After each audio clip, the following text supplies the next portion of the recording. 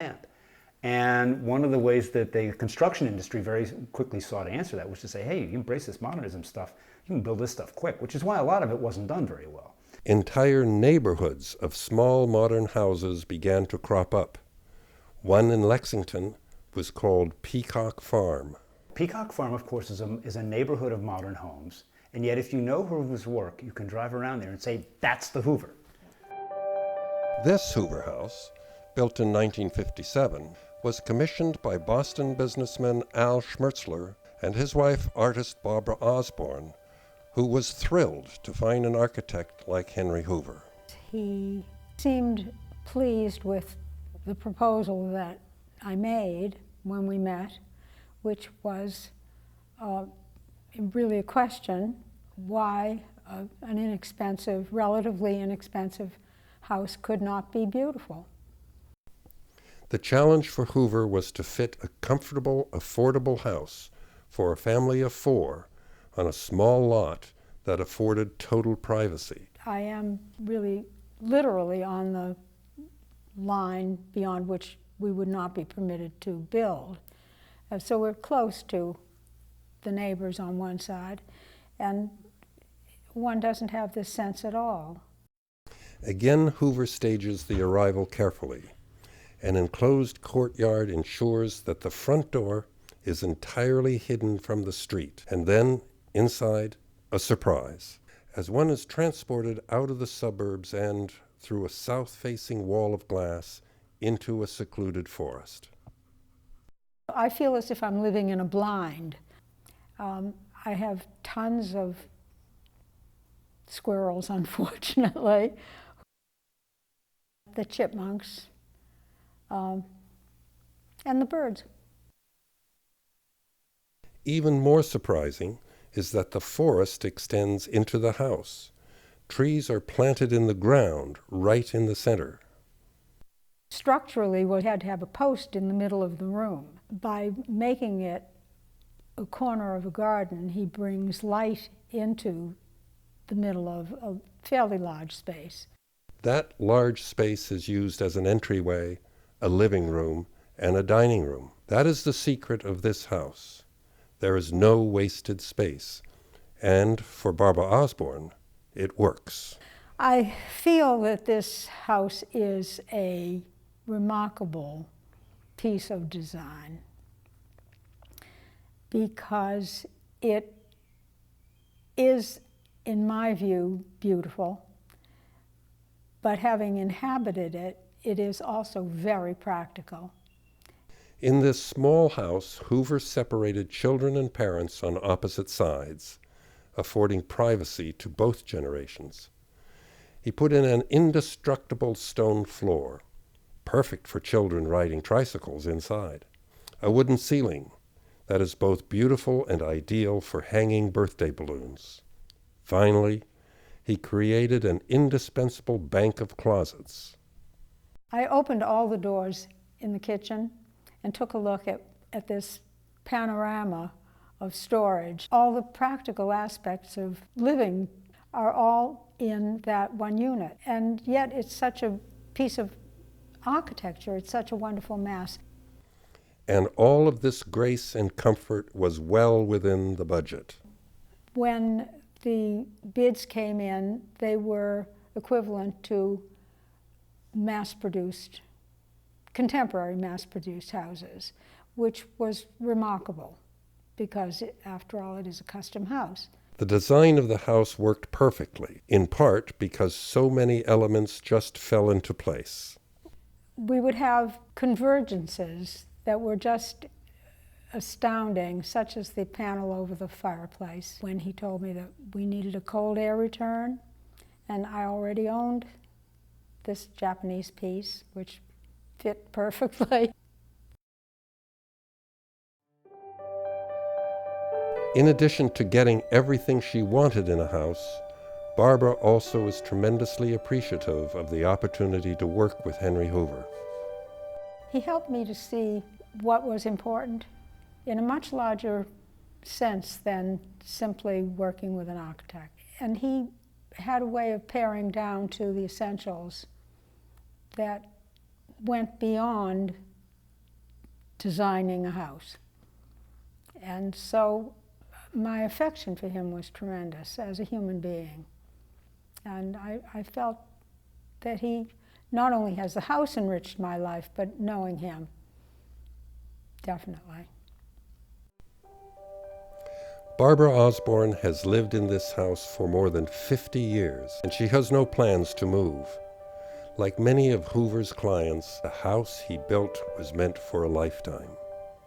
These were not starter houses, but these were houses to spend their lives in, and it's actually very touching to see in so many cases that when these houses have come on the market, it's because the original client and owner of the house has died in their 80s or 90s or even over the age of 100.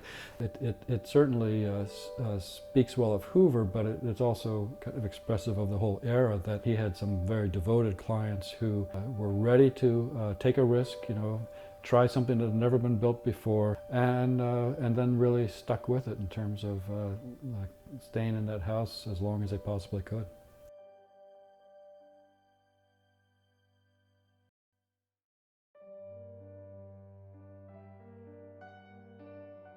At the time Hoover was working on Barbara Osborne's house in Lexington, he had another project with an entirely different scale. It is in New Hampshire, on a magnificent site with 150 acres. The driveway is more than half a mile up the side of a mountain. From the top, every view is superb. By far, the most dramatic is the view to the northwest of Mount Monadnock. The client, William Shearer, a businessman from Boston, turned the project over to his wife, who gave Hoover virtually free rein. The Shearer house, I think, is a real tour de force and a unique opportunity for Hoover, clearly, in terms of the size of the house, the siting of it, and the materials that he was able to use. It was his most exuberant and competent project. There were no holes barred. As if echoing the rock wall of the mountain it faces, the house rises from the land on a foundation of rugged stone. You have, these masonry walls, which you could imagine a story where they were ruins. It had been another building, it had been a mill or something else, and then this new building was put on top of it. It's such a wonderful contrast between the stone coming out of the landscape and then the glass and wood structure above that. In typical Hoover fashion, nothing is revealed upon entering the house. But entering the dining area, it is clear. For Hoover, a house is always its site. There's lots of glass, lots of visibility, lots of landscape to celebrate.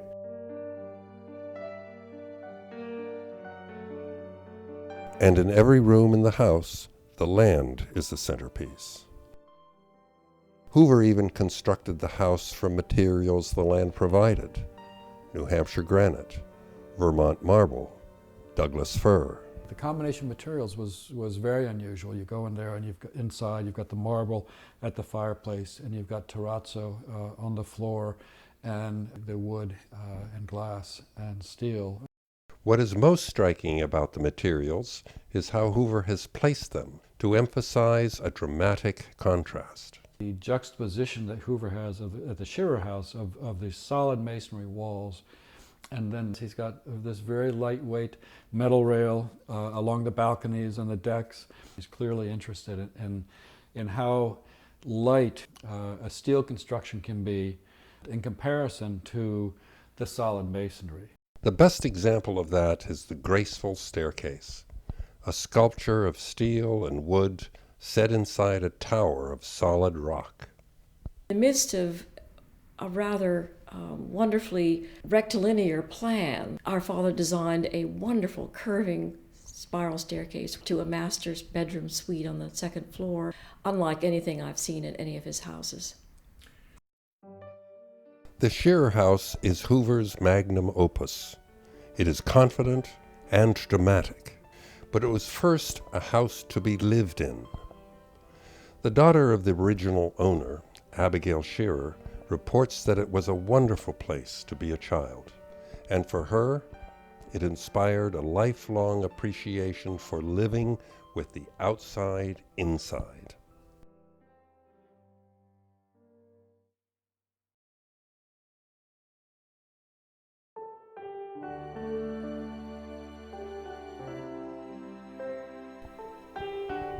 With the Shearer House finished in 1956, Hoover returned to the work that defined his career, designing small, modern houses in the western suburbs of Boston, each uniquely balancing the requirements of the family with the opportunities of the site.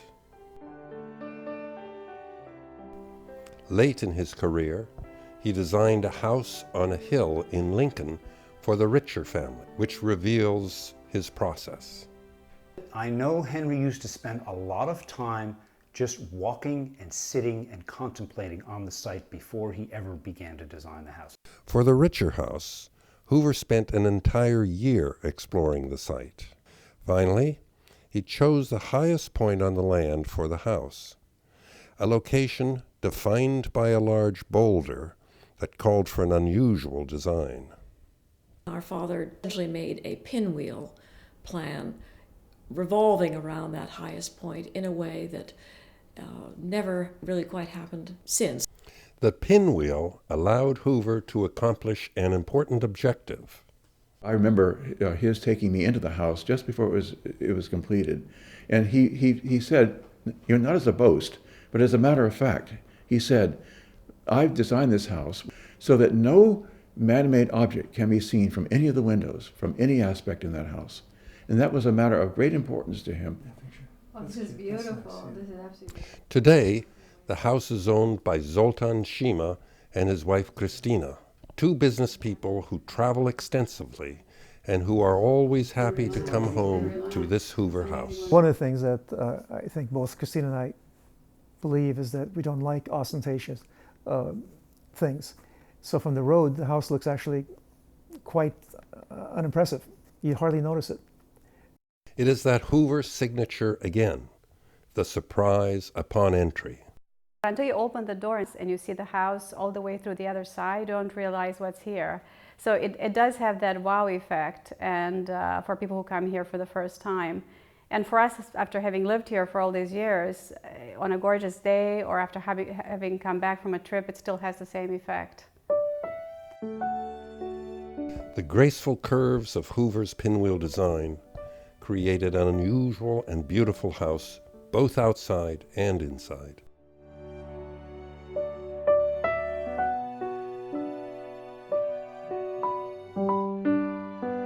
There are only 5 doors in the entire house, which means life can move seamlessly from one place to the next.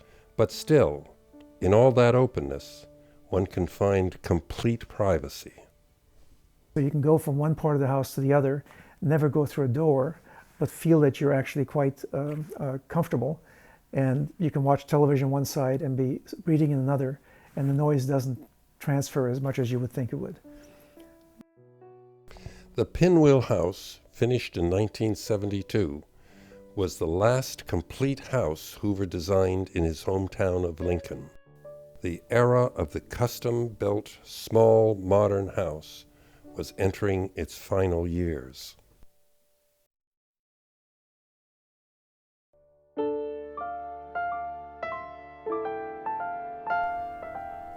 As the 1970s became the 1980s, tastes in housing in America changed. There was a new demand for enormous traditional houses that had a grand presence from the street. Modern was out. It's hard to say why small modern houses simply fell out of fashion and why people turned around to colonial houses once again.